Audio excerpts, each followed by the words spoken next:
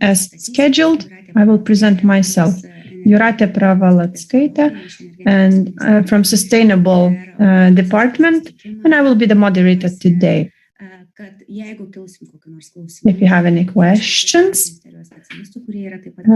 you can ask them, and there are representatives, experts from the Ministry of Energy, and they will be able to reply to you. First of all, I would like to remind you the rules of the meeting, rules of procedure.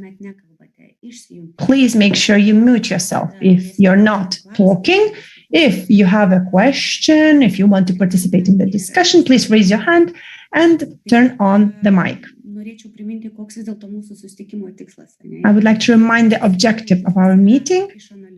The objective is to analyze and discuss the National Climate Plan, the current measures, and the possible future measures that could be included in the upcoming National Energy and Climate Action Plan. So the hope is to ensure that the meetings happen with interested parties, with stakeholders, and we want to make sure that the measures foreseen meet our needs and, of course, the needs of the state. Please share the slides, and we will move on to a brief presentation.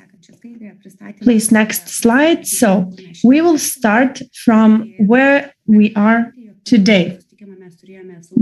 We had the first meeting on the 6th of January, and the general situation of the sector was presented at that time. Also, strategic directions, measures were presented, and measures in terms of decarbonization. Information was presented that social partners can present their proposals for decarbonization measures as of the 1st of January until the 1st of March. So I would like to encourage the market participants and strategic partners to participate in the process and to provide proposals. Those proposals will be assessed and possibly included in the next set of measures. Also, in the last meeting, we had a presentation of a plan. This plan included what will be discussed today in the meeting of today. So the analysis done by the consultants will be presented in terms of the effectiveness of measures. Also, expert insights will be presented today. I would like to inform everybody that the agenda is slightly changed. So the first part, the presentation by the consultant won't be made today because we don't have a full set of information. That is why we think there is no need to present information which is not complete. That is the reason why we won't do the presentation today. We are waiting for the analysis to be fully complete to be able to present the full analysis of all the measures. Also, there will be a schedule announced, and this schedule will include meeting times, dates, topics, etc. So we will be discussing not only the measures, but we will be discussing the proposals, assessment of proposals, and various topics. So if we will receive proposals for certain measures, we will also assess those proposals. So this will be very briefly about the process of our meetings and what we will do in the future. Now I would like to give the floor to the Vice Minister of Environment, who will present information about buildings and renovation strategy, where we are at the moment and what are the expectations for the future. Please, you have the floor.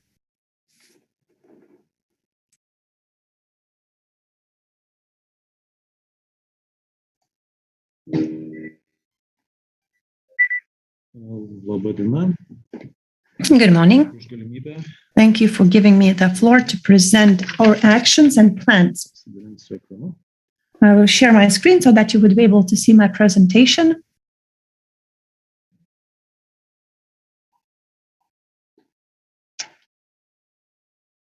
I hope you can see my screen, and I will start. Today, I would like to talk and show the progress in the area of building strategy. This area is very important in terms of emissions, heating emissions. And I will discuss the problems currently faced and our strategy forwards. One of the main topics today in this area is, of course, the renovation of buildings.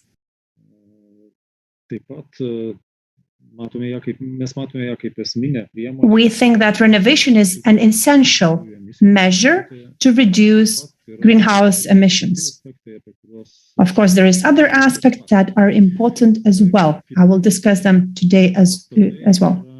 As you can see, buildings is a big group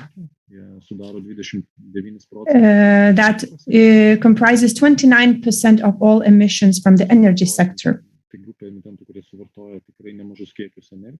So energy required in this area there is quite a big amount of energy required in this area. Other buildings, various buildings use energy. Also, our impact from the building sector is also visible in waste sector. So the life cycle of buildings and then management of waste afterwards.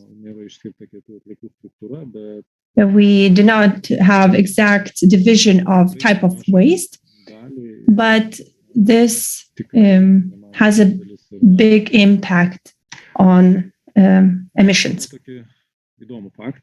Also, we have this very interesting fact. Of course, not only buildings have an impact on emissions, but the cement industry also has a huge impact on pollution. It would be the third country after the US and China. If cement industry were a country, it would be the third biggest polluter. So obviously the construction sector is important when we are discussing emissions. And we need to find solutions in this area so that we would be able to reach our targets. So we have a renovation strategy, long-term strategy. So this strategy takes into account national and European documents in the area. One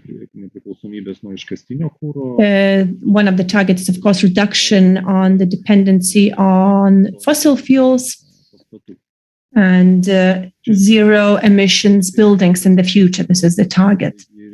Some statistical data. So the renovation strategy was drafted 1 year ago, so some data maybe already needs to be updated. Building fund. So it includes 660,000 buildings in the country. 2/3 are household buildings, and 85% of buildings are older than 30 years.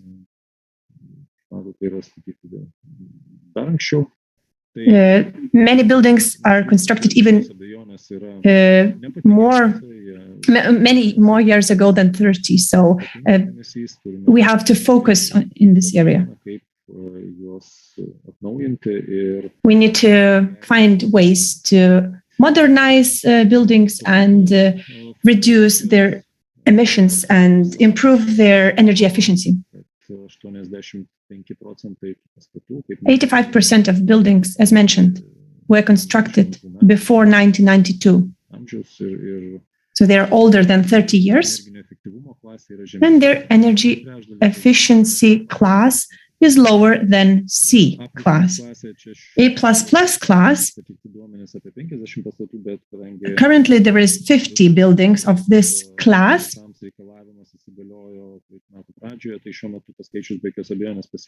Of course, the new requirement recently came into effect, so the number of buildings now would be higher. 40.8 terawatt hours are used of primary energy per year. 78% of all building fund energy is used by D class buildings. So the biggest consumption or losses is from those buildings of the lowest energy efficiency class. It is apparent that there is a lot of room for improvement in this area.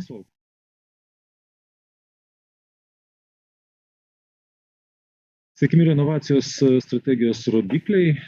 the effective renovation is very important. So we need to rely more on renewables instead of fossil fuels.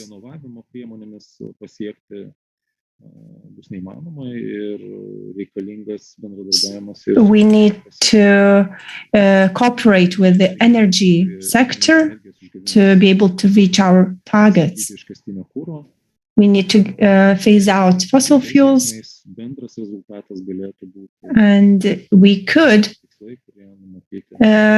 draft ambitious goals which are established in the strategy.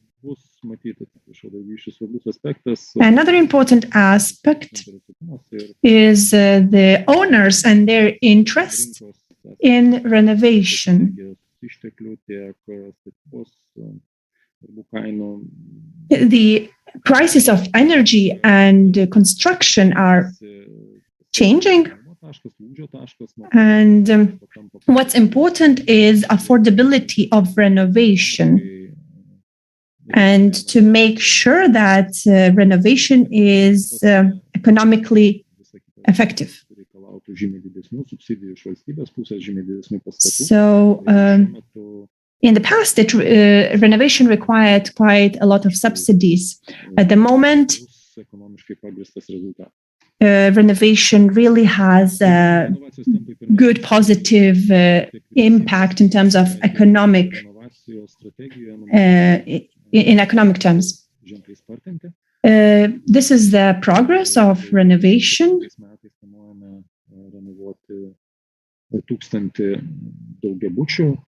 So we're planning to renovate a lot of multi-apartment buildings, but at the same time, we will assist house renovation and other houses which are not households, but used for other purposes. There is a lot of interest in this area, and we are hoping that we will be able to implement the plan as it is. Before 2050, we're planning to invest 60 billion euros of investment in this area. This is a very large part of our economy. And in using the current support model, 20 billion euros of subsidies are allocated. And the plan is to renovate over 400,000 buildings. One of the most important aspects šiuo procesu turbūt sustotume ir nekaži ką pasiektume, tai vis dėlto one of the key aspects in this plan and in the process of renovation visas modelis jisai turi būti patrauklus savininkui. is, first of all, it needs to be Aiškiai pateikti, aiškiai komunikuoti apie interesting to the owner, to the user. pateikti sprendimus, We need to provide certain solutions, models that would fit the needs of the users. sklandus, Of course, we need the legislation and regulation to ensure smooth process and to ensure paprastą that there is relevant financing allocated. privatų kapitalą į paskolų. Private capital needs to be used as well in terms of Vyksta loans. platformos paleidymo darbai ir We're currently launching a platform, užtikrinti and this platform will be used nauji šaltiniai yra for financing fondas, kuriame numatyta and so on. į renovaciją iš organinių medžiagų. Another important aspect is communication, Pavyzdžius ir because we have seen examples that bad examples are often well known, but there is not so much information available about success stories. So we need to ensure that we communicate as much success stories as possible. We need to ensure that objective information is provided on behalf of the owners. įgyvendinti Some actions have already, their implementation has started. patikime įgyvendinimo sistemą, turėti So we need to ensure that the implementation system is reliable. We need to ensure that we use kompetenciją. single point access system. Sujungtos dvi aplinkos ministerijai pavaldžios įstaigos. Two institutions under the Ministry of Energy were connected, were merged. Turime stiprią motyvuotą komandą, kuri We have a motivated team šiuo metu vyksta projektams. who provides services for the projects that are currently being implemented. Kokybinį pokytį. And we need to ensure that in the future we provide as much quality services as possible. Dabar apžvelgsiu kai kurios konkrečius pokyčius, kurie Now some specific changes padaryti. Čia matyti dar in terms of renovation. Some of the changes have already been implemented. dirbo darbo grupė, kuri Currently, a working group is already working, and their task is to create, to draft an action plan, a renovation action plan. renkamos pastabos, We're currently adding things up. We're taking into account various comments received. kritikuoti, bet kuriant veiksmų planą buvo So when drafting the action plan, sritis, kuriuose we managed to identify generuoti labai greitą pokytį. areas which needed change, and that change was done very quickly. So we reviewed the financing procedures. Gal geriau sakyti, suefektyvinti pinigų srautai administracijai. We also made the funding flows more effective. Nereikalingos kažkokios papildomos išankstinės subsidijos iš pačių administracijų. So no early subsidies are required now. So this process is much more effective now. We also changed certain procedures by eliminating investment plan, updating process. Tokiems pokyčiams nepavykus pirkimams. So for example, in case the procurement process fails, it's much easier to organize a new one, and this saves a lot of time. Aprangos darbus pirkti kartu su projektavimo paslauga. So project services and construction services can be bought much more flexibly. Skaidrumo vardan Transparency gegužės is very important aspect as well. And as of the 1st of May, we will be launching a measure related to transparency. So we need to ensure transparent processes and control, so that all the participants of the process would be able to see how the construction process is happening. Also, we need to ensure transparency in procurement processes.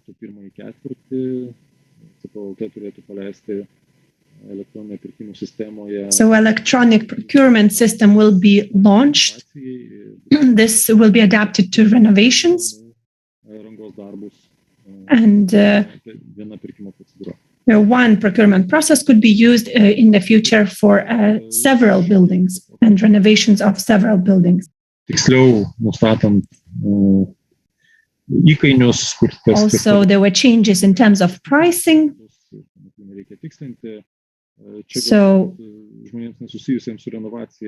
people who don't work maybe in the renovation sector, this information may look a bit too detailed, but the main change in pricing was that the administrator now is able to take action very quickly and to ensure that the administrator is remunerated for their services.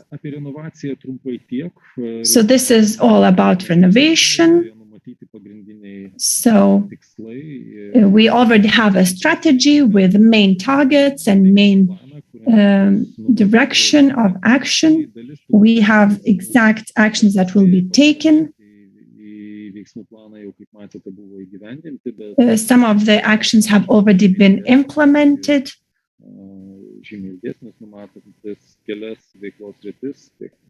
So financing models are those areas and that are discussed. Various aspects are important for this action plan. In terms of our footprint and CO2 emissions, I think it's important to mention life cycle of materials used for construction and also the emissions during the construction processes. In our program, we have a target to ensure that public buildings before 2024, at least 50% of those buildings are constructed using organic construction material. Example, wood and other material. Maybe this type of construction is more common in other countries, but this should become more common as well in Lithuania, usage of organic materials.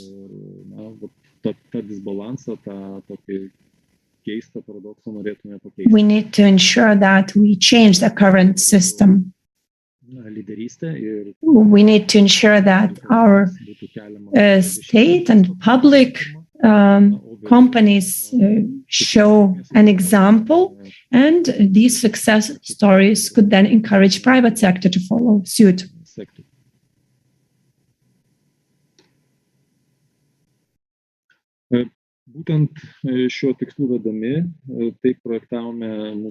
So this is how we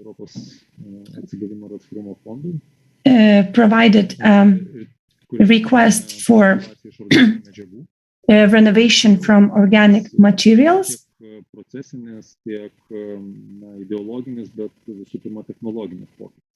So this is a technological change and also the change done in the processes. We want to create a model of renovation of buildings and the exterior of buildings. We want to ensure that the exterior of buildings could be renovated using organic materials such as wood. Certain pilot projects will be implemented first of all. So we will try out this new technology and adapt this new technology to our renovation process. Also, there is support for the private sector for the purchase of technologies and for the implementation of technologies that are necessary for the use of these organic materials. Subsidies will be provided to the first buildings that will use these type of materials in their renovation projects. So there is 154 million euros of subsidies. Also, we want to ensure there is administrative information system that is being used. So we want to ensure that the administrative process is as smooth and as easy to use as possible.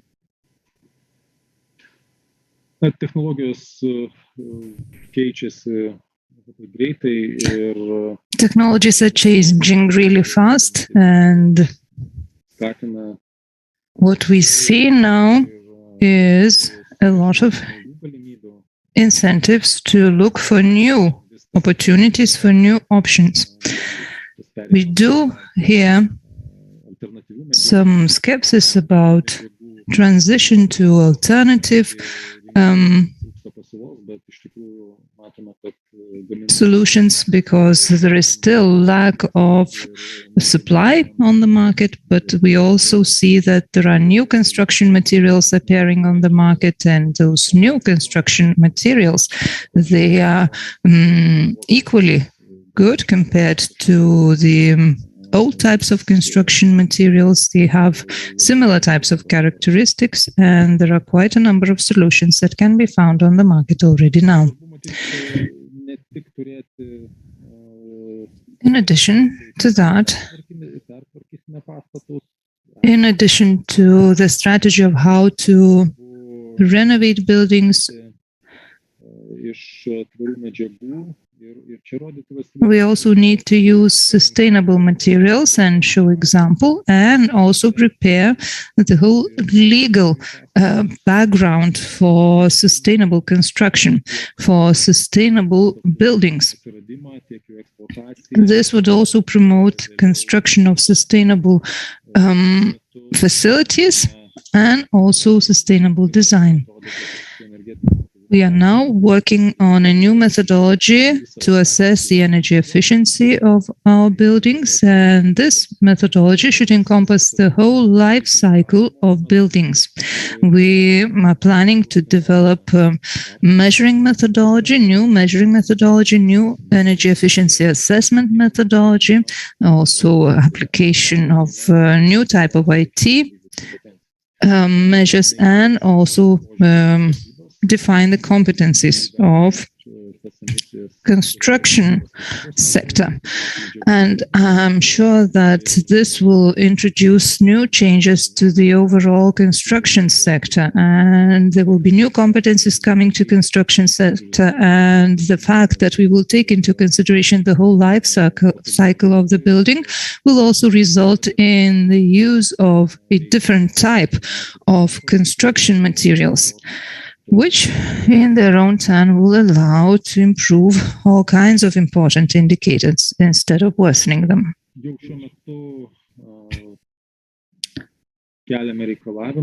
Already now, we are defining new requirements, especially in case of green tendering, in order to promote the application of sustainable systems, and certainly we set all kinds of green requirements that our suppliers will have to take into account and make sure that they use them. We are not trying to reinvent the wheel.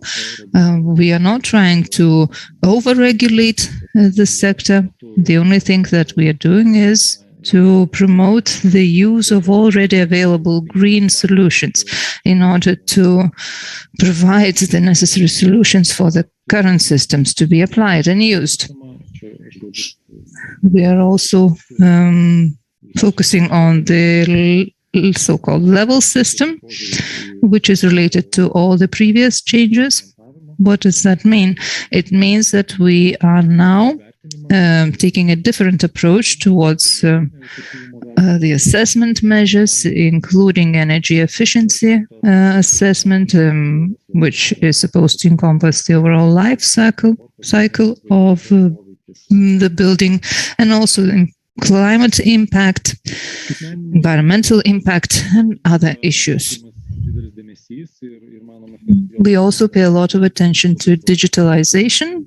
To our mind, digitalization is extremely important and will have a lot of impact. There will be more transparency as a result, and cheaper construction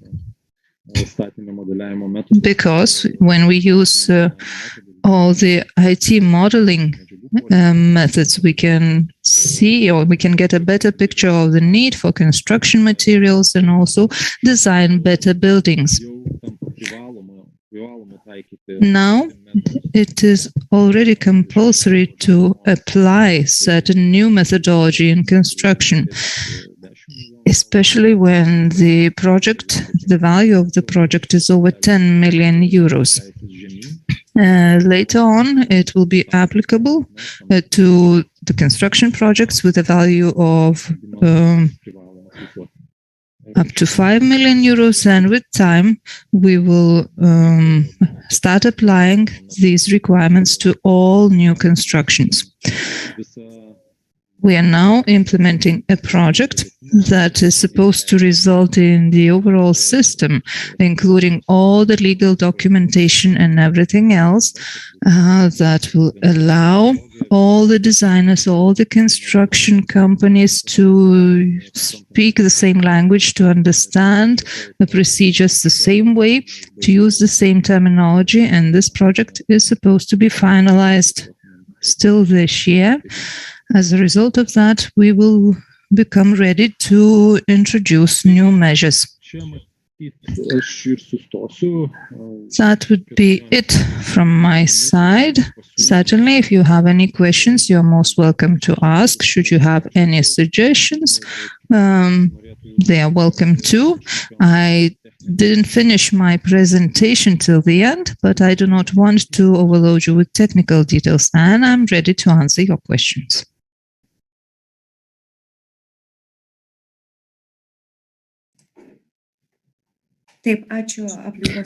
Thank you very much, the Vice Minister of Environment, for such an exhaustive presentation about the changes that have been planned for this sector. I would like to also encourage our social partners to ask questions. Should you have some? Are there any questions? I saw some questions in the chat. I'm now opening the chat and see that there are questions there. Ignas is asking, what does the symbol M mean? Ignas, could you please specify your question? Good morning. In one of the slides, you used the symbol M, and I was interested in what it means. It spoke about tons and CO2, and then an M. These are emissions in tons, but before that, there was a symbol M.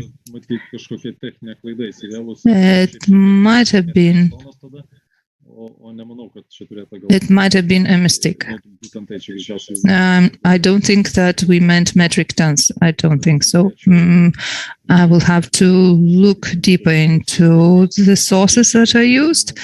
I would need to ask those who prepared the data. I think it was just a typo.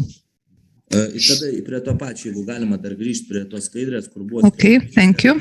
And then you also have a pie chart and also depicted emissions there.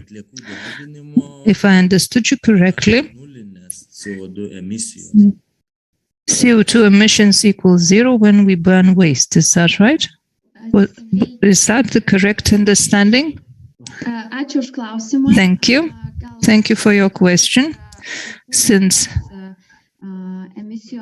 these emissions are related to waste management, we will invite the Ministry of Environment and maybe the Environmental Protection Agency representatives to answer those questions, because they were the ones who were providing the data for the presentation. So the Vice Minister was mainly speaking about emissions related to building construction, and on Friday we will also have a meeting related to waste management. So all the details regarding waste management will be discussed there.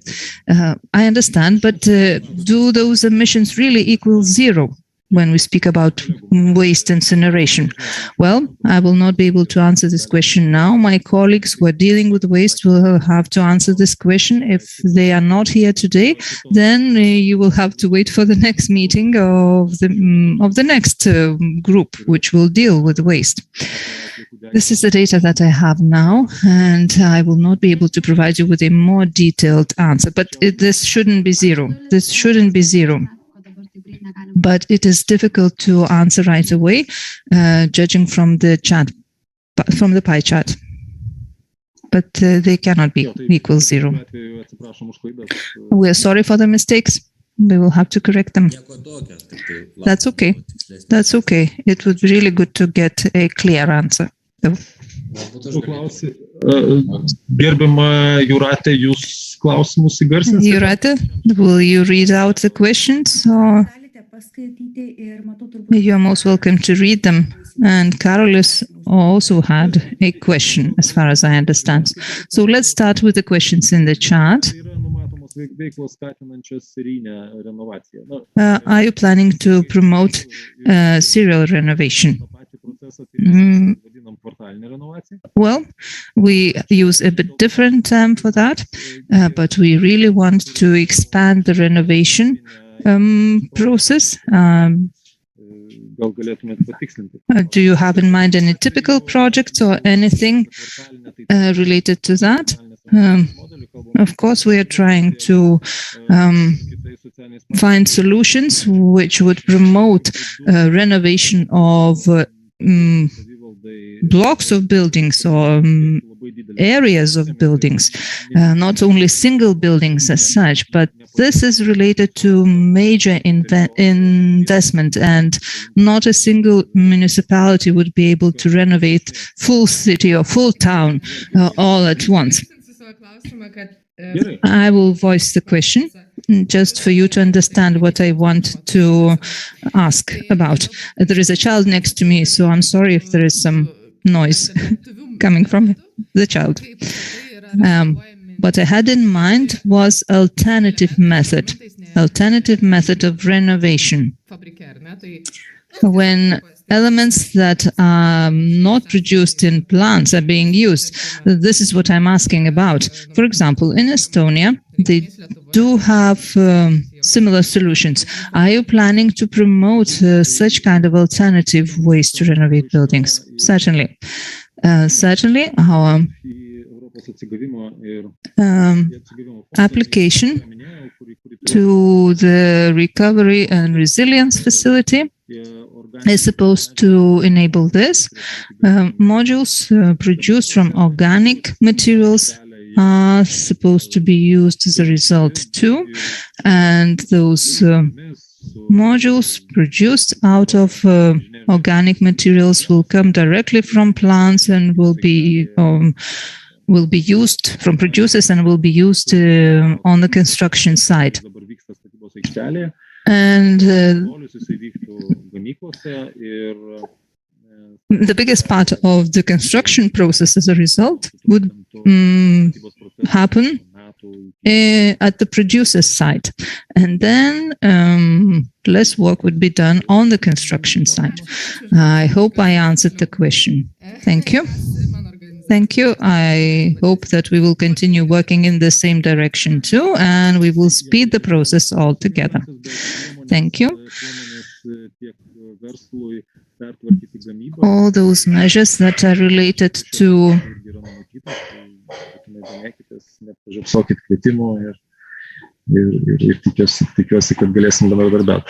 all the measures will be applied, and I hope that together we will manage to do that. Thank you very much. I see that there is another question related to renovation and heating.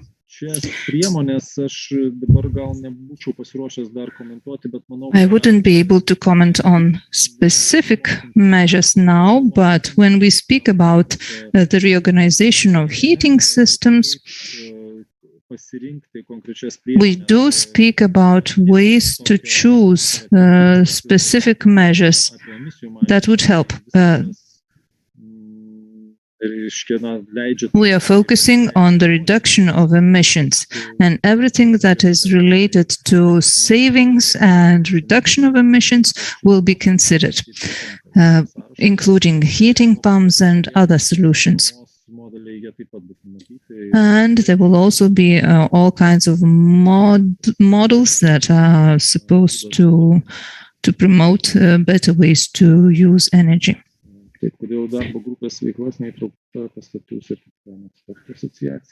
Why the Association of Building Certification Experts is not included in the working group? Well, actually, we have a very wide circle of representatives of a number of various sectors. I'm sure that those experts were also invited to join the working group. If you didn't receive the invitation, I'm sorry, we will send it out to you again. Yet another question related to renovation of groups of buildings instead of single buildings. I will ask the agency to help me understand the question. Gintautas Mankevičius. And we lost the speaker. What concerns the model of group renovation of buildings? We are now working on that model, and we will have public discussions of that model, and all the suggestions are welcome. All the initiatives are welcome. As far as I'm concerned, this question wasn't raised before, and I will not be able to answer it now. What concerns schools, they are independent institutions, and no changes of the kind have been foreseen yet. What concerns the changes that you mentioned, we are now thinking of this question because of the financing, and we said that the Ministry of Finance will be addressed for additional financing, because if we are thinking about the renovation of groups of buildings, maybe we could get some additional financing for that. Certainly, there are all kinds of shareholders that are participating in the discussions regarding the renovation of groups of buildings and incentives for that, and we will continue working on this question. Seems like there are no written questions left, but I also see there is a question from the audience. Rolandas was raising his hand. Seems like Violeta was the first to ask or to raise her hand. It's okay, you may ask instead of me. Rolandas Joninas, Association of Thermal Engineering. And I have a question regarding the economic basis for having A+ class of buildings. Maybe I missed something, but what are the indicators if we use support, and what are the indicators if we don't use support? If we are striving for a higher class of energy efficiency, this means that investment will increase drastically as well, and then the share of renewable energy should also increase. And this means that those buildings will have to use photovoltaic installations and heat pumps. And since we are promoting central heating in case of block buildings, then this means that, again, the usage of central heating will be going down, and electricity usage will be promoted to provide the buildings with heat. So where is the logic here? Seems like we were planning to first of all keep the central heating, and only then all the other measures should be applied, including heat pumps and others as secondary measures. So this is the question that I have. Where is the logic? If I understood you correctly, I will do my best to answer your question. First of all, we have to understand that data has been changing all the time. The available data has been changing all the time. When we were working on the renovation strategy, our calculations showed that the breaking point is close to the category of A of energy efficiency, and maybe B. But it is worth using all the material that would allow the owner to achieve class A of energy efficiency. But again, we have to look into various indicators time and again because of the change in the situation, and the market has been changing too, and the calculations have been changing as a result too. So energy efficiency calculations should be taken on the one hand, and then construction costs should be taken on the other hand into consideration, and then decision should be taken. And what concerns central heating, I wouldn't like to interfere with the area that other people are responsible for, but central heating systems have to review their operations and start thinking about low temperature technologies, and maybe even the process of decentralization, which is rather chaotic now, could be improved. And maybe this should also appear on the agenda of central heat suppliers. And then heat pumps for groups of buildings, maybe accumulation facilities, heat accumulation facilities, or energy accumulation facilities for groups of buildings could also be applied. And I think that all of us have to take a broader look at what is happening, and shouldn't be just stuck to the field of our own responsibility. Thank you for your questions and answers. And now I didn't see who was raising their hand. Maybe it's your turn now, Violeta. Violeta Motuzienė from Vilnius Gediminas Technical University. Based on the slides that you showed, we can judge that individual households, they make up a huge part of a household sector or housing sector, and quite a number of individual houses are also look also very bad in terms of energy efficiency. But we are now speaking only about the renovation of block buildings. Could you comment a little bit on that too? Well, what concerns support for the renovation of various types of housing and the ability of the state to provide such kind of support is a really restricting indicator or factor. And the state as such will not be able to finance all the renovation needs. This is why our key priority is block buildings. And just like you saw from my slides, block buildings use a lot of energy. And if we manage to renovate block buildings, then we achieve a huge effect. And with the same amount of support, we can relatively achieve a much better result. This is why we want to develop a new action plan and to make changes to the support model so that the country, the state as such, contributes most to the renovation, which allows us to achieve our goals in terms of energy consumption and reduction of emissions and reduction of energy poverty. Certainly, there are certain measures foreseen for individual housing as well, and individual houses can also apply for support. And this measure is really popular and people are using it. And there are also some additional measures that are related to the change in the source of heating. And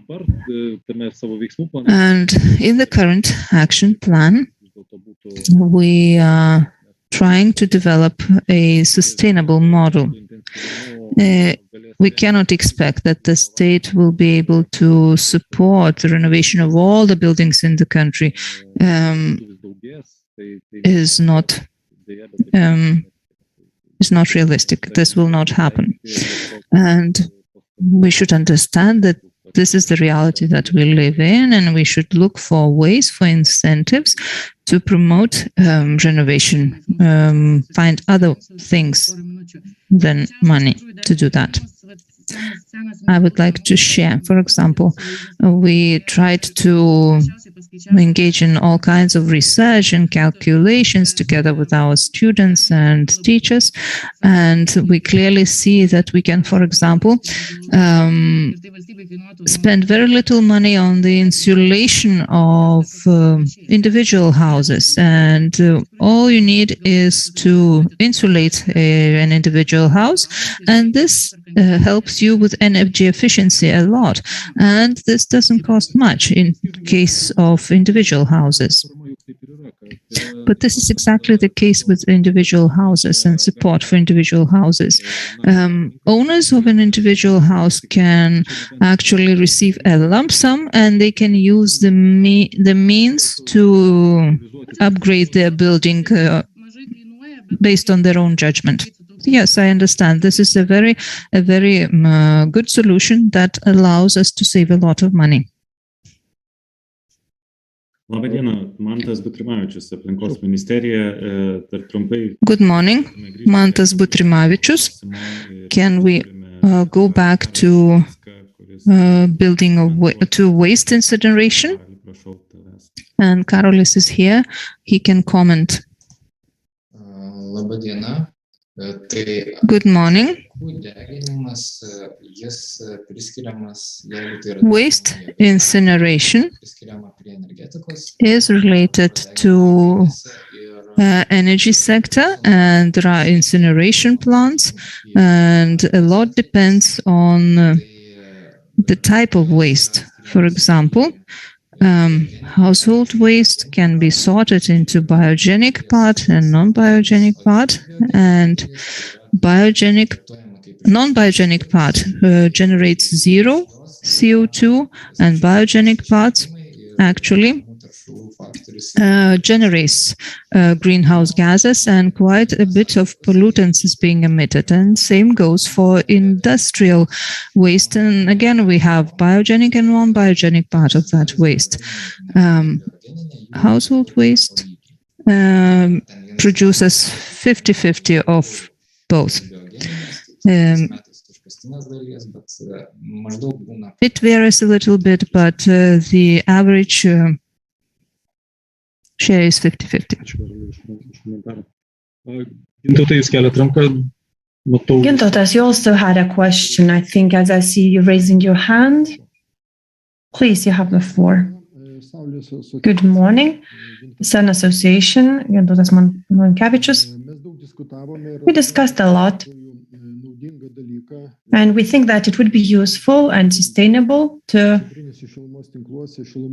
connect heat pumps to the district heating, and to solar plants also to connect them to district heating. The measures in the past were not efficient, and they were not convenient. They didn't include district heating. For example, public companies such as water treatment companies.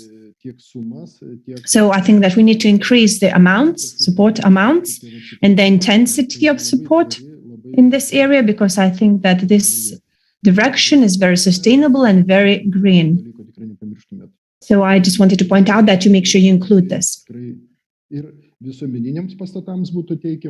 So we need to ensure that this type of heating is provided both to private and public buildings. Thank you. Yes, I hope that this will indeed be useful for both public and private buildings. I also see there is one more question from Evaldas. So there is support for single-family buildings and for multi-family buildings, but there is no support for shared buildings. So this is due to the legal system, which we currently have in place, but we know about this problem and we will try in the future to include dorms as well. What sustainable and what smart technologies will be implemented in buildings to ensure the energy system changes? For example, energy storage units. So we have been discussing with colleagues from Energy and Environment Ministry.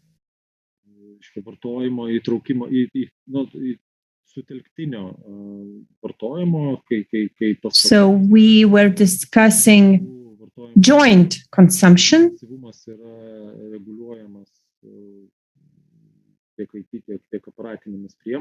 So when energy usage intensity can be measured in buildings via smart devices, and these could also be used in terms of balancing, or energy balancing. So we're looking for the best solution. So a number of solutions could be included in the future as we are currently discussing them. Yes, you have the floor, Ignas.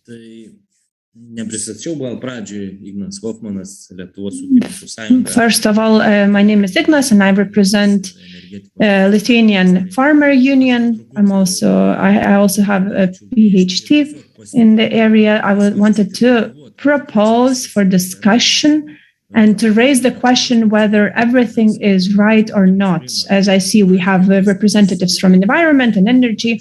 So waste incineration is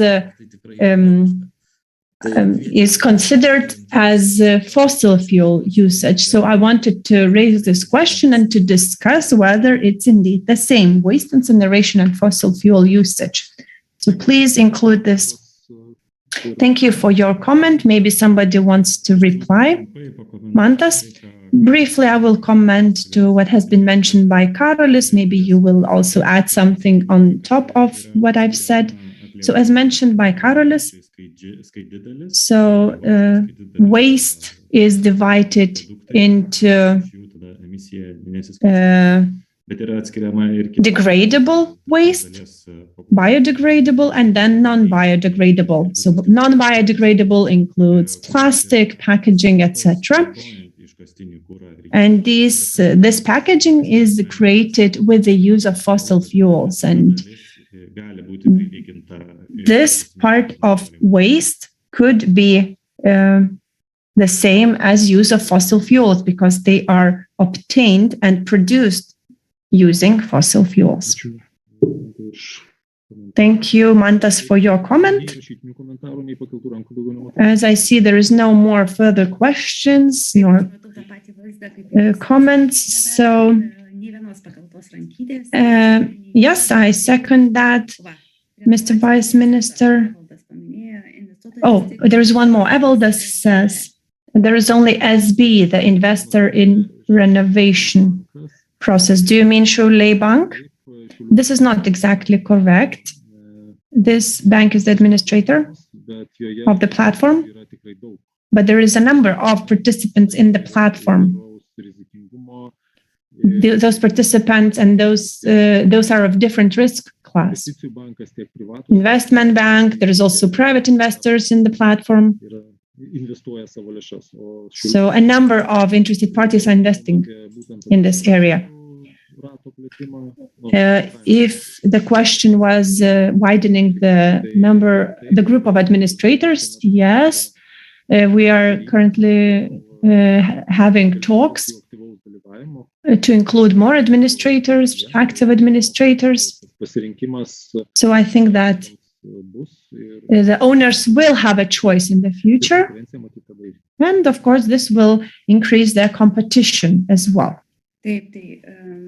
Yes. Dear participants, if you have any further questions, please react now. Otherwise, we will move to the second part of our meeting. Any questions? No? So then I give the floor to someone else. Thank you for your attention. And thank you for giving me the platform and the time to present our work. And I would like to invite everyone to follow our working group work, also to submit proposals, send them over to the working group. We will discuss all the proposals and we will include the majority of them as well. Thank you. Thank you, Mr. Vice Minister. I think there is nothing more to add. Everything has been said. So please be active. Please submit proposals. We will review all of them and we will try to include them in the common set of documents. Now, the next presentation, we will give the floor to OECD representatives. They will talk about the project that is going to be being implemented in the public sector in terms of the targets in climate area. But before I will give the floor to Laura, she will present the project first of all briefly, and then the project representatives will give their presentation. So Laura, first of all, you have the floor. Thank you, Jūrate, for giving me the floor. I wanted to thank once again for active participation in the previous discussion. Once again, make sure you register your proposals so that they would be reviewed, because we need sufficient data to be able to assess your proposal. So please use electronic means and proper means. Be active and submit your proposals as early as possible so that we would have sufficient time. Now, the second part of the meeting, we're really grateful for the opportunity to participate in this project with our working groups. OECD is also implementing their project in the decarbonization sector. And this allows us to assess our process externally, because OECD has external experience and international experience. They are also neutral party. So this is very useful to us. They will review our national climate change management plan and our targets for 2040. They will provide proposals. They will provide recommendations in terms of policy area. They will also assess whether we're moving in the right direction. We're really thankful for their work and help in creating now measures for climate neutrality. But you will hear everything directly from the experts themselves, and I will give the floor to my colleagues from the OECD. A few important technical aspects. The presentation will be in English, and Zoom platform allows you to listen to the presentation either in the original or in Lithuanian. Labą dieną. So, ačiū už suteiktą žodį, kaip minėjau. Thank you for giving me the floor. Mūsų pristatymas bus anglų kalba. Our presentation will be in English. Thank you very much for joining this workshop, and we are very pleased to see some of you who already participated in the workshops last week, but we're also happy to see that new faces.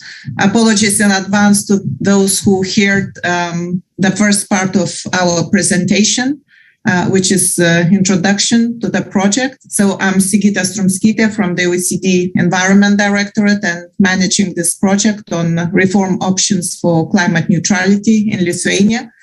The project is part of the European Commission's Technical Support Instrument initiative, and we would like to thank the European Commission and DG Reform in particular for funding this project and making this work possible.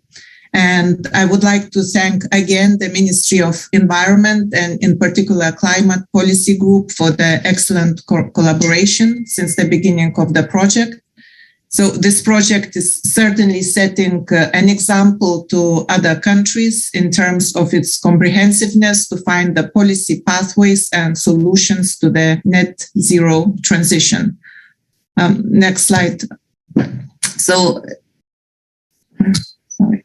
Yeah, so in this first part of our presentation, I will provide an introduction to the project, and then my colleagues from different OECD departments will elaborate on more specific details and with a focus on the energy sector. At the end of our presentation, we would like to share with you some questions for your reactions during the Q&A session. We are really looking forward to your feedback. Your comments and guidance will make our work more relevant and useful for the Lithuanian authorities, and it will help us prepare proposals that are fully taking into account the Lithuanian context. Next slide. So here I will start with the current situation.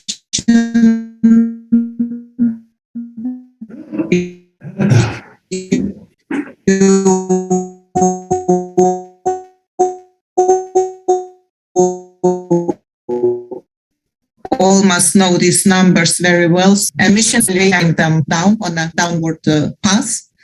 Transport and agriculture are the biggest emitters, and transport emissions are still increasing.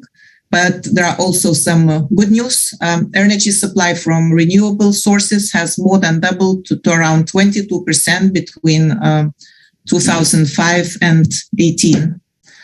Next slide. So following the new European climate law from June last year, the net zero greenhouse gas emissions targets by 2050 has become legally binding, and it's for all EU countries.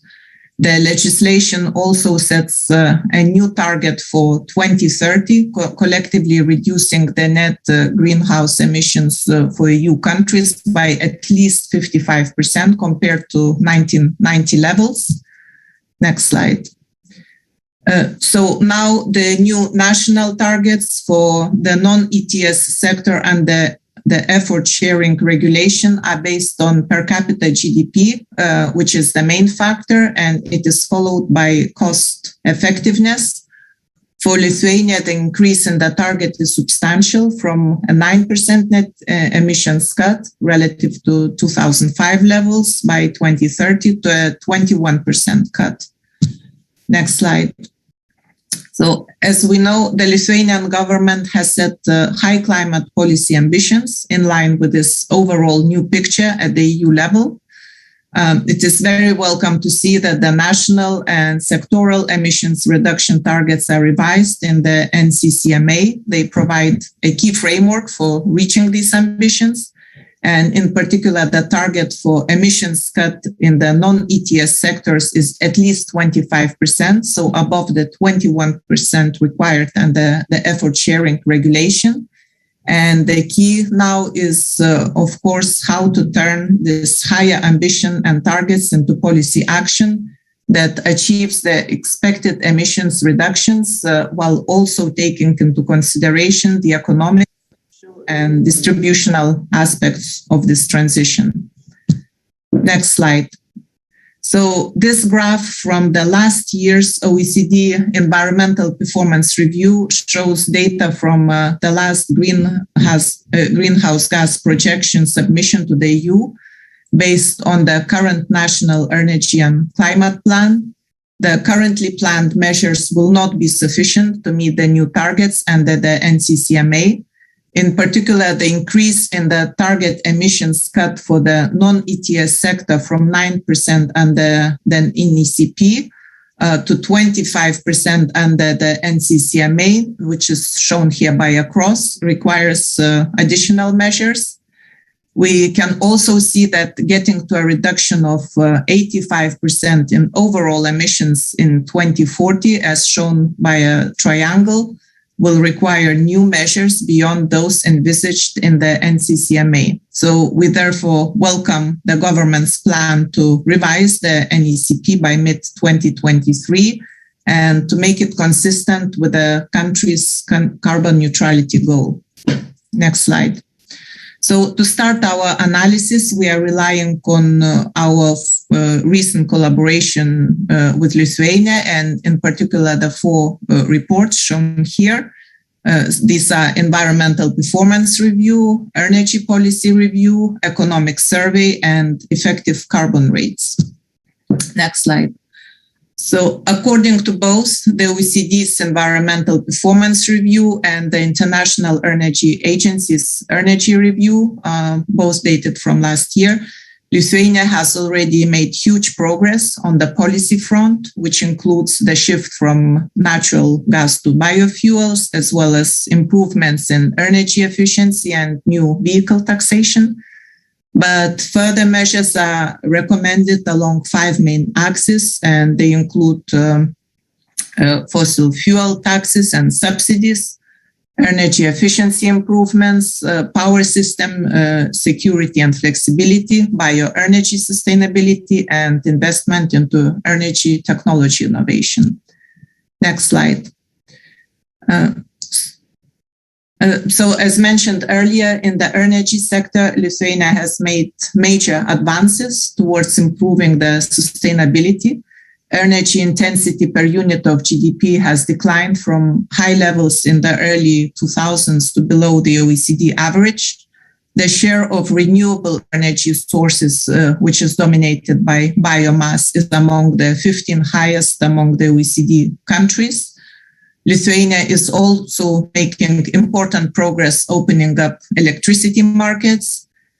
In terms of the general recommendations made in the mentioned OECD and International Energy Agency reports, cogeneration and related district heating remain the best ways to boost energy efficiency, advance renewables, and link heating with electricity for flexibility. At the same time, given Lithuania's high reliance for biomass in heating, there is a need for clear and enforceable sustainability criteria, including in relation to forestry management.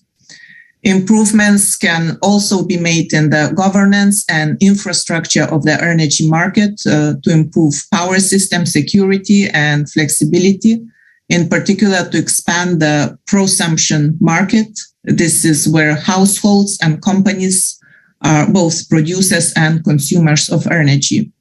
And also distributed solar and prosumption targets require stronger storage and demand-side management. And finally, further progress can be made to boost investment in clean energy technologies.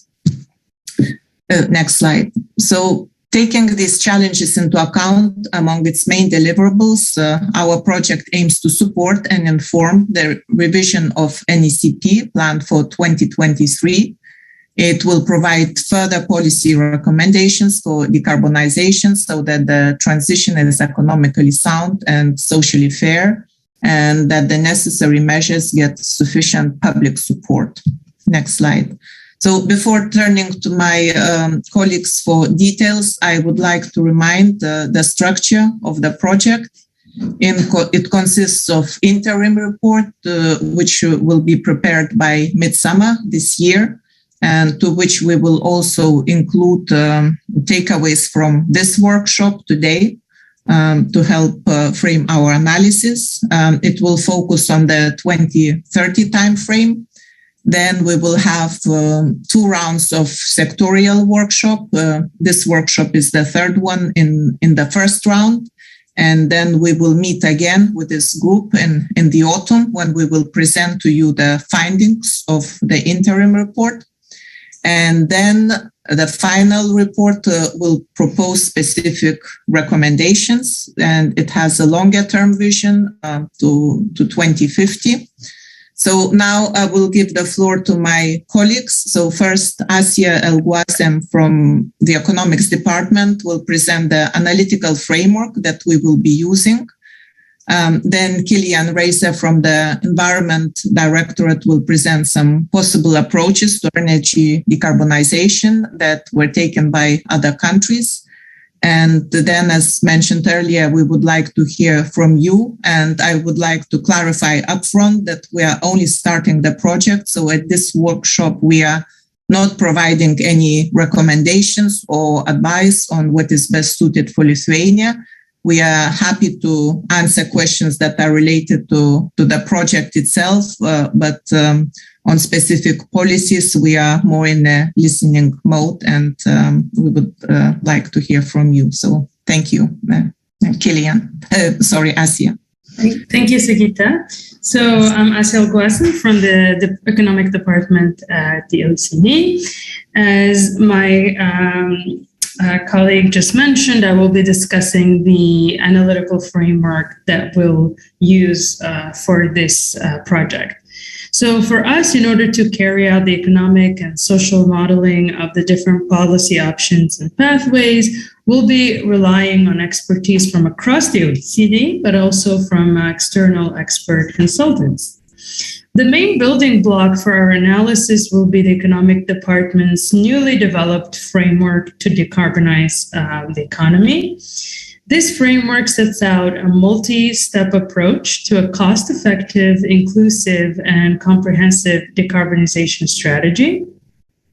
And such an approach is being used increasingly by the OECD, so by ourselves, particularly for our work on economic country surveys. So to begin, the framework starts out by looking into a country's climate targets to get a sense of the level of ambition, and then looks into how they currently are doing with regards to meeting these targets. A very important step for us is to map out the set of policies that are being used to meet the country's climate ambitions. And this step helps us identify where there are gaps in the policy landscape.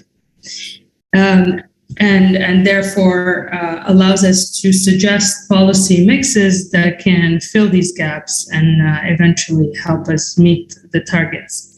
Additionally, the framework looks into complementary policies that can alleviate some of the adverse effects of climate policies or reduce frictions in other areas such as labor markets and financial markets in order to facilitate the reallocation of workers and capital. And finally, given that there is often backlash and resistance to climate policy, the framework is going to look at the importance of fairness and public acceptability of the decarbonization strategy. This entails investigating the adequacy of different compensatory measures and other interventions that can alleviate the distributional consequences of climate policies. So zooming in on the possible policy instruments for decarbonizations, we think of them as falling into three broad categories. The first one being the emission pricing instruments. The second one would be the standards, regulations, and subsidies type of policies. And then the policies that are complementing, or what we call complementary policies, and also framework policies, those that touch upon the distributional consequences. So importantly, the best combination of these three sets of policies is going to be country specific, depending on economic structure, social preferences, political constraints, and other factors. So why is it important to have a policy mix instead of just a one policy solution? So we know that it is important to deploy several policy instruments in a coordinated manner that would allow to exploit synergies and manage trade-offs. A lot of these policies are not going to solve all the problems at once, so we need to have a combination of them to allow us to minimize the trade-offs or the different shortcomings of different policies, and also to allow us to achieve different objectives and address different market failures at the same time. So we know, for instance, that a high and uniform emissions pricing is an efficient and effective way to reduce emissions. However, its implementation, it may be difficult due to strong public opposition. So maybe we then look at different standards and regulations that can help us complement this policy, and such as performance standards. And these can be particularly effective in certain cases, such as restricting the phasing out of high emitting activities or technologies for which alternative technical solutions exist. And these regulations or standards, if properly designed, they can contribute to the development and the deployment of clean energy solutions. Also, importantly, staying on the same slide, just to highlight that we do look at enabling complementary policies that promote, that facilitate also the implementation of climate policies. These can be those that favor innovation and business dynamism, also infrastructure policies that provide the right environment for that facilitate actually the effectiveness of climate policies, and also, as I was saying, and also policies or regulations that help mobilize private capital so that we're able to meet our investment needs.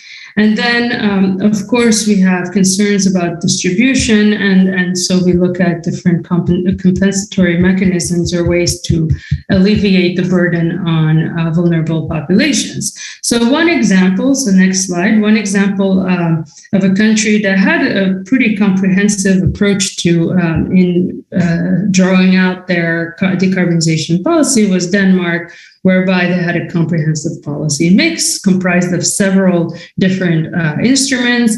They had a pretty extensive stakeholder involvement, targeted policies to attract private investment, and a framework for labor reallocation to ensure that no one is left behind along the transition. And then they enacted a climate law to make sure that it is legally binding. And with that, I turn to my colleague Killian for the rest of the presentation. Thank you for your attention. Thank you so much, Asia, and good morning to all of the participants. Thank you for being here. So my name is Killian Reza. I'm a policy analyst in the Environment Directorate at the OECD. And for the rest of this presentation, what I'd like to do is present to you some good practice examples for decarbonization strategies for the energy sector from other OECD countries. We sampled these good practice examples from previous OECD research and analysis, but need to caveat these with the fact that we didn't consider comparability with the Lithuanian context specifically in our choice of good practices. So whilst these are maybe relevant examples for the Lithuanian case, some of them may also not be quite as relevant. Now, before I go into specific country examples, I'd like to talk a little bit about two primary challenges for energy sector decarbonization from the view of the IEA and the OECD that apply globally. The first of these is the need for technological innovation and deployment. Particularly in the energy sector, clean technologies are becoming increasingly cost-effective and can compete with fossil fuel technologies. However, in order to reach climate and emissions reductions goals, we need a massive rollout of all available clean technologies. On top of this, there are some areas of the economy that remain hard to abate, and in order to reduce emissions in these areas, further public investments are needed to promote innovation in new and emerging technologies. The second large challenge for the energy sector specifically is management of demand and supply. There's need for market reforms and mechanisms to increase the stability and strengthen incentives for renewable power integration. For example, if you electrify heating through the use of heat pumps, during particularly cold times, you may have an overload of demand for electricity. Another example of this might be electric vehicle charging after rush hour when everybody gets home, and maybe also combined with what we already have now, which is surges in electricity demand due to appliances being turned on when everybody returns from the office. This variable demand is also then exacerbated by the potential of supply shortages due to days without wind or sun, where renewable energy production is just simply not as high. And for this, we need solutions to enable us to manage demand and supply better. And just one example here might be to use electric vehicles as a source of energy, as well as a consumer of energy, so that during peak demand, as electric vehicles are connected to the grid, they could supply a bit of flexibility in the electricity demand and supply. Now, moving on to specific country examples of strategies for decarbonization in the energy sector. As my colleague Asia already mentioned, the carbon tax or emissions pricing generally remains a very cost-effective and important measure that countries can take in order to reduce emissions. And a good example of this is the Irish carbon tax. The Irish carbon tax was introduced in 2010 and applies to all non-ETS sectors, was expanded from liquid and gaseous fuels to also apply to solid fuels in 2013, and the price of the tax increases in phases. In 2020, it was at 26 euros per ton, with a plan to reach 100 euros per ton by 2030.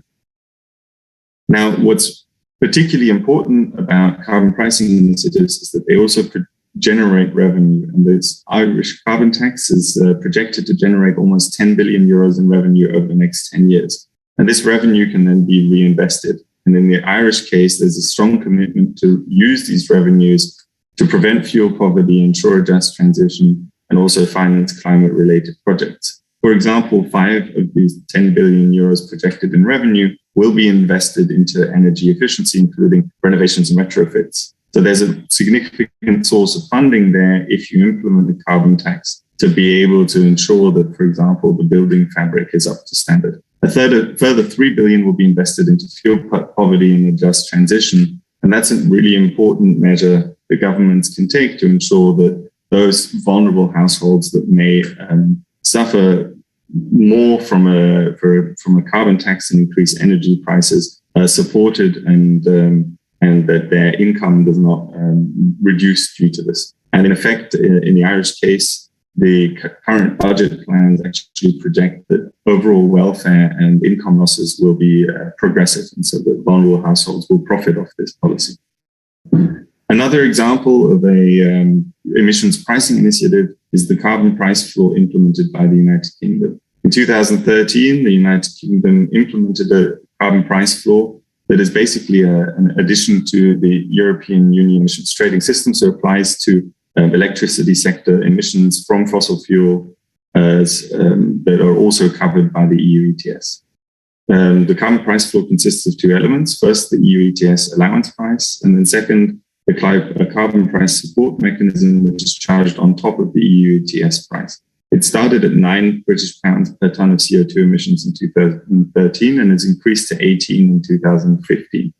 In 2018, the total effective carbon rate, so that's the EU ETS price, and the carbon price floor or the carbon price support mechanism on top of that was at 36 euros per ton of CO2. And in 2017, the Treasury raised £1 billion in tax proceeds. So again, here's an example of a policy that generates revenues that can then be reinvested. And just to give you a little bit of an idea of how effective these policies were in the UK, electricity sector emissions fell by 58% between 2012 and 2016, and by 73% in 2018. So this wasn't the only initiative that was taken in the UK at the time, but the carbon price floor definitely coincides with a drastic reduction in emissions in the electricity sector and can be considered a very cost-effective means to reduce emissions. Yeah. Now, moving on from carbon pricing, there's a lot of other policies that have been used that change incentives toward sustainable activities. And feed-in tariffs have been essential policies in promoting renewables and driving their deployment in the past. Probably the most prominent example of this is the German Energiewende.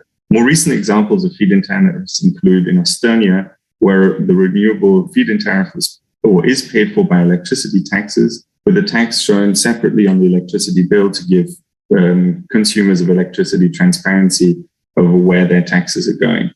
And Estonia has shifted in recent years from a feed-in tariff to an auction system. So since 2019, they now use an auction system to promote renewable energy. But before that, there was a feed-in tariff, and then they switched to a price premium for a transitional period. And a similar thing is happening in Hungary at the moment, where a transition from a feed-in tariff to competitive tenders is being enabled through small installations still benefiting from a feed-in tariff and mandatory offtake of the electricity they generate, medium installations benefiting from a premium price on wholesale prices, but large installations being required to take part in competitive bidding of tenders. So considering the use of tenders, a very prominent example of successful use of tenders has been for offshore wind support in Denmark. In Denmark, high additional taxes on electricity consumption in the past have been allocated directly to the development of renewables, and all renewable energy except for offshore wind has been supported through feed-in tariffs. The offshore wind in Denmark is a considerable success story, with guaranteed grid connection and electricity offtake being an important means to ensure long-term stability for potential applicants to tenders, and a one primary entry point or a one-stop shop for permitting and licensing, reducing administrative hurdles. Now, the Danish system works over a contract for differences scheme, where a minimum price is guaranteed to tender applicants, and any wholesale prices that are above this minimum price then get the differences then paid back to the state. And in recent years, because of the drastic reduction in prices for offshore wind, or in costs for offshore wind, this has actually resulted in a negative subsidy, where in effect, minimum prices for project tenders are almost at zero. So it's almost guaranteed that the state even makes money off the tender process. So moving forward, another example of incentive-based policies in the energy sector are tax exemptions, for example, for biofuels. And again, in the example of Denmark, an exemption for woody biomass from the excise duty and CO2 tax resulted in a boom of the use of biomass for cogeneration and for heat and power. However, in Denmark, 43% of biomass is imported, and this raised questions about the sustainability of biomass use, with now voluntary schemes run by energy utilities popping up to be able to ensure sustainable management of resources. In building energy efficiency, standards and regulations can be a considerably useful tool to ensure sustainable practices. For example, in Ireland, the principle of fabric first, then fuel switching has ensured that the benefits of switching from fossil fuels to renewable energy, for example, are not compromised by insufficient building fabric standards. A new near zero standard for all new buildings that are being built from 2019 further aims to increase energy performance of new buildings by 25% and will help to phase out gas and oil boilers in new housing construction.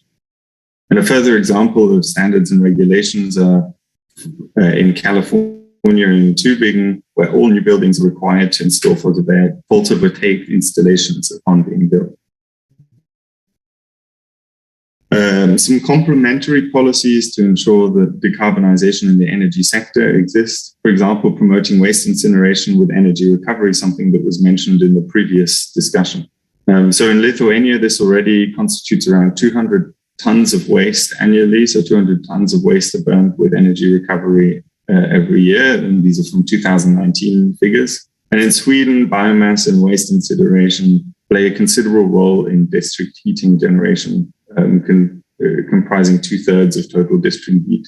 The shift from oil to biomass was incentivized by a CO2 tax and a green electricity certification that included biomass. And waste incineration in Sweden then became an attractive option upon the introduction of a ban on landfilling burnable organic and non-toxic waste. However, waste incineration does come with the caveat that it is a practice that is still polluting, as we've heard earlier as well, emitting both greenhouse gases and local pollutants. And in Sweden, the strong role of waste incineration has actually resulted in Sweden importing waste from other countries to be able to run its district heating, as the national emphasis has shifted to recycling and national waste production has reduced so far. So there's some drawbacks to also focusing on waste incineration as a strategy for district heating.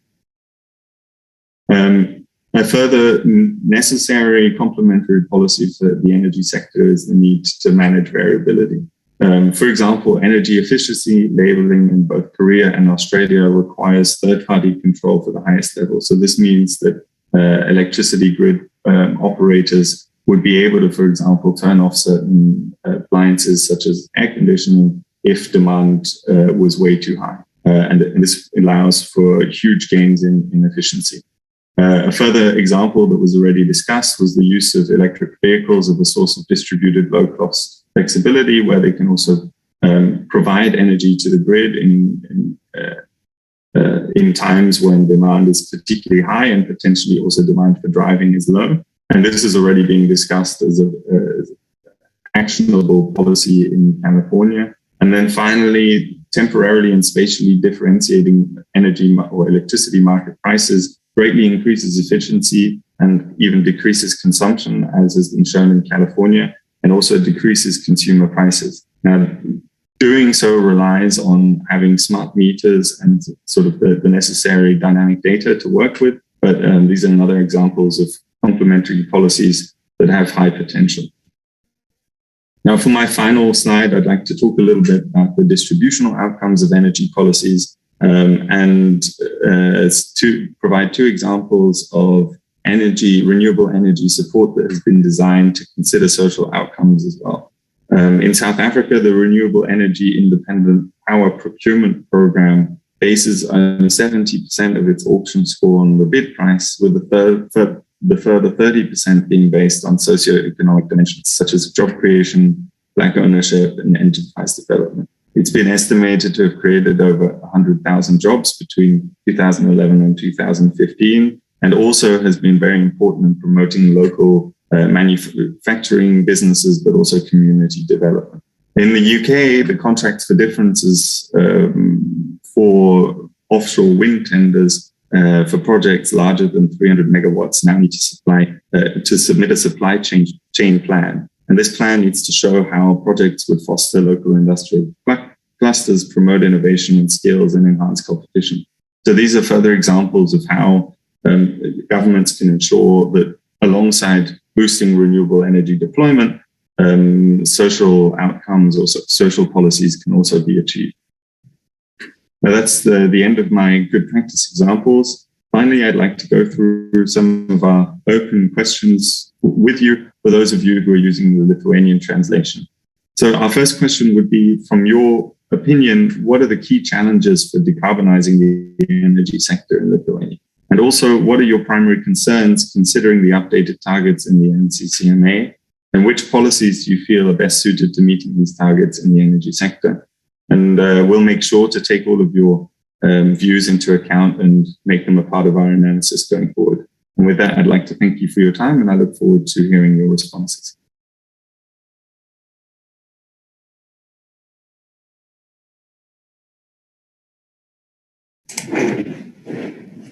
Yes, thank you very much for your presentation, for very clear way and comparisons between different support schemes, how are the countries dealing with renewable energy development. And probably I can answer into first question, but it would be only an overview how the Ministry of Energy look into the key challenges of decarbonization of electricity sector. So today, probably we look pretty good into situation where we are now with renewable energy development, and our target was reached, and it was even bigger than 20%. So, but if we are looking into future, we have to make a very big step into renewable energy development, onshore development, and of course the grid capacity, because we probably all know that grid is not grid capacity is like fixed amount of capacity, and we have to make some kind of changes, reconstruction into grid that all needed capacity of renewables would be connected to the grid. So I think we should look into big steps, how we need to develop renewables and how to connect not even the renewables to the grid, but and storage. To look into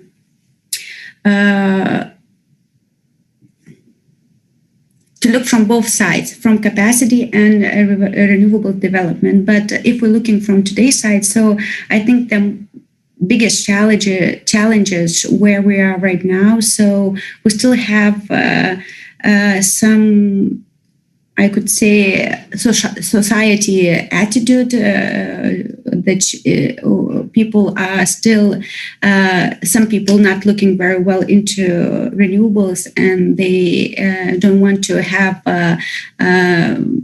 onshore wind into their garden or near their garden. And legal regulation, we still have to make any changes to make process as simple as possible, and of course support, subsidies or other kind of support. So it would be a short view from my side.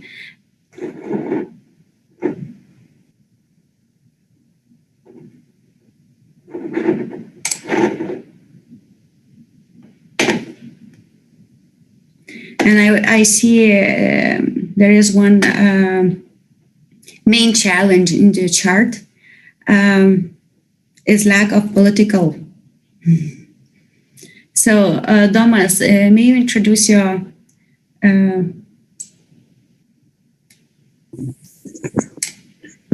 Right. So yeah, I'm very happy that discussions about carbon tax are actually happening. The sad thing that the proposal does not include natural gas, which is very strange. But as I understand, some of the ministries are actually against including it, and this just shows how much lack of political will we have here. But I hope that in future we will be able, and if let's include it, even if at a very low value, just for the future, it will be easier to increase. Thank you.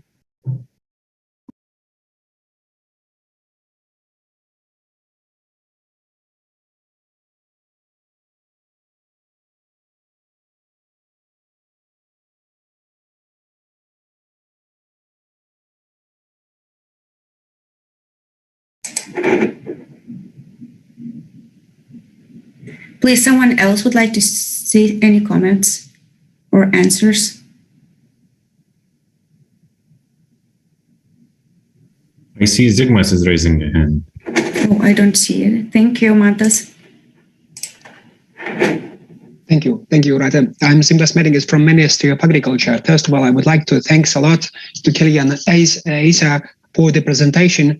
But when we speak about the Green Deal, there is a strong focus on the social justice and social economical issues. According to the experts' report, they are focusing very heavily on the carbon taxation.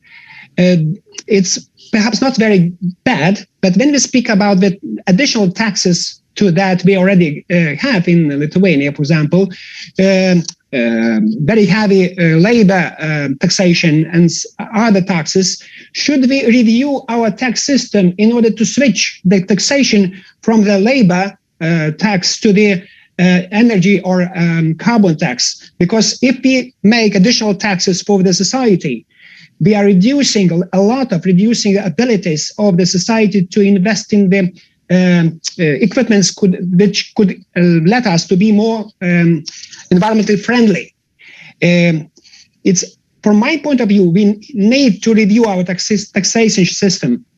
Another thing is when you speak about the clean energy, there is two types usually mentioned. It's solar panels and wind power generation. but it's still not a very effective way of generating electricity. And when we speak about the, for example, transport system, a lot of people are always speaking about the electromobiles. It also needs to take somewhere the electricity. And if we have not proper electricity power generation in our country, why we should abolish the usual transport vehicles, like using, instead to switch the fuel type which are more friendly to climate or to environment. I strongly believe that not necessary to think, more general. And rising taxes only, it's not a solution for the climate and environment. Thank you. Thank you, Zigmas. Is anyone else has a comment? If I may, on the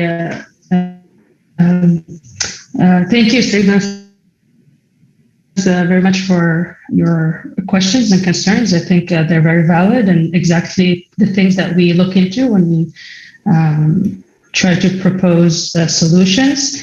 As my colleague said, we're at a preliminary stages, so we cannot provide you with any policy recommendations. But just to let you know, from our work on other countries, and including like our work on Lithuania and other areas, tax shifts are considered. So when we propose carbon taxes, we definitely look into the revenue that they generate and how this revenue will be used in the most cost-effective way, and also to address distributional issues the best possible. Of course, we are aware of, this is an issue that has been mentioned in the economic survey of Lithuania in 2021, that taxation is pretty heavy on labor income. And so I know that there has been some progress made in this area, but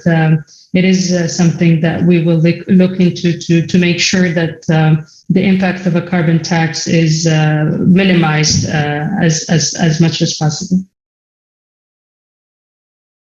Perhaps if I may briefly respond to your second question on the sort of switch from of energy sources, it's particularly in the transport sector. I think again, we will look at all possibilities and perhaps not the transport sector, but a different example in the district heating sector. So district heating in Lithuania is already largely powered by biomass.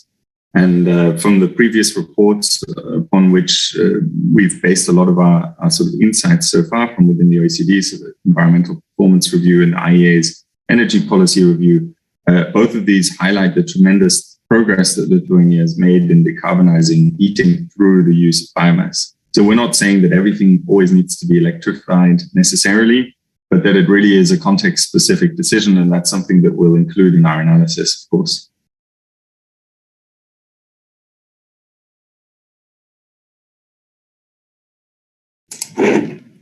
Thank you. Any more questions? And I will switch language to Lithuanian because, as I understand, you can hear the translation in English as well from Lithuanian language. So, if you have any further questions, you can also submit them in Lithuanian. There is interpretation available. You can also reply to the 3 questions you see on the screen now. So use this opportunity to ask and express any thoughts you have. Please, I encourage you to take part in this discussion. Please share your thoughts. Gintautas, you have the floor. Good afternoon. Good morning. When working with the Lithuanian municipalities,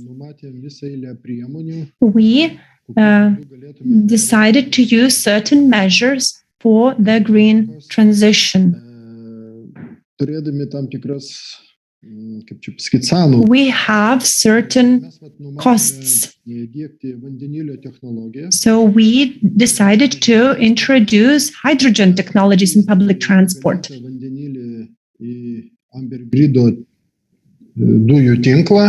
So we will use hydrogen, and at the moment, the grid can accept up to 10% of hydrogen in the sector. So we're planning to use this for public transport. We will also incentivize people to use hybrid cars, which uses gas and green methane. Why do you think is this perspective such an approach? So again, we can't say anything specific to the Lithuanian case because we simply haven't done the analysis yet. But we are aware that hydrogen and also biomethane play an important role in the Lithuanian strategy going ahead for decarbonization, and we'll make sure to consider those. At this point, we really can't tell you whether or not we find this a useful strategy for decarbonization or not.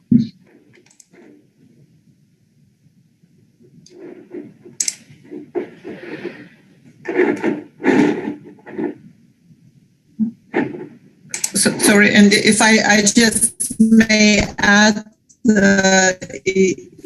even if there are no currently questions, we will be happy to hear written comments in the coming days or week if there are some additional organized. So we will welcome further questions.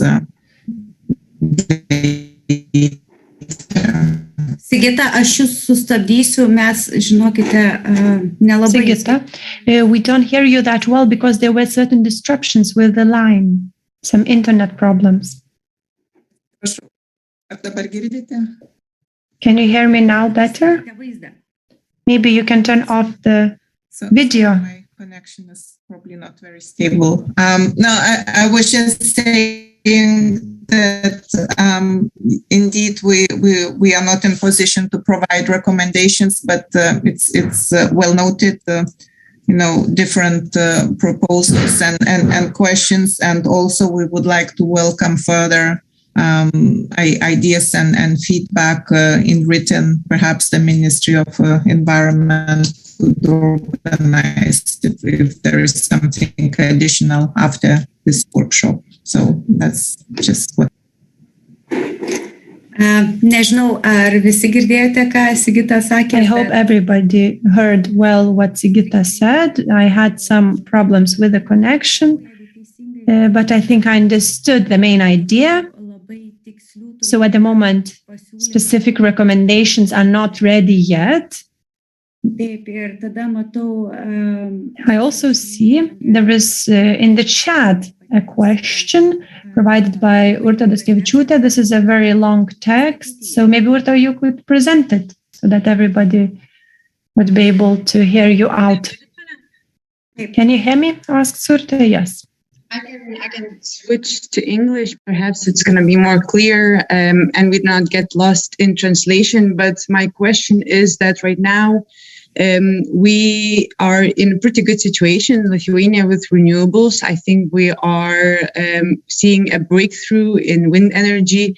And most important thing probably today is just keep simplifying permitting and removing all the obstacles for development. But we might face a situation one day when, because of increased development of renewables and the supply of renewable energy in the system, due to price cannibalization effect, we will see very, very low electricity prices, and investors may not want to invest in renewables anymore because they are not going to be profitable.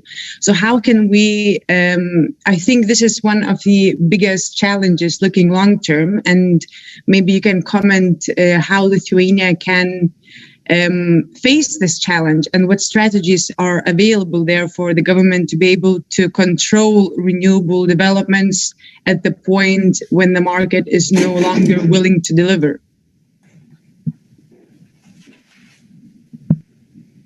Thank you. Urte? So maybe briefly on this, again, we don't have any direct recommendations for Lithuania. And to be honest, this isn't something that I'm a particular expert on, sort of electricity prices. But what I do know from research on the good practices, so there's a similar situation happening in Denmark. However, offshore wind, although the price is so low, there are still companies willing to apply for these offshore wind tenders where, in effect, they end up paying the government for the ability to run these projects. And that suggests that although low electricity prices do pose a hurdle, and there may be needs to consider how governments can support those in the long term, in the sort of short to medium run, the importance is really to phase in renewables as much as possible and to deploy them wherever possible. And we will definitely also consider the medium-term implications of this and long-term implications of this in our report, and hopefully have an answer for you then. Okay, thank you. Ar dar kas nors turite pastabų, klausimų? Ar galime jau finalizuoti? Can we wrap up, or do you have any further questions? Laukiu dar sekundėlę. Zigmas, matau, nykštį iškėlė į viršų. So a few more minutes, and I think I'll just double check if there are no further questions, and then we will be finishing our session. So no further questions. Participants, colleagues, those who take part in the review of national climate measures, I would like to thank everyone for your participation, for your input, current and future input in the assessment of measures during this meeting. I already understood that you will have proposals, so I once again encourage you to be active and submit your proposals. All of your proposals will be taken into consideration and assessed. And I hope that we will be successful in moving towards climate neutrality before 2050. I'm happy we managed to finish on time according to the agenda. Thank you all and have a great day and a great week. Goodbye. Thank you. Good afternoon. Viso gero. Viso gero. Ačiū, viso gero. Thanks, bye. Thank you. Bye.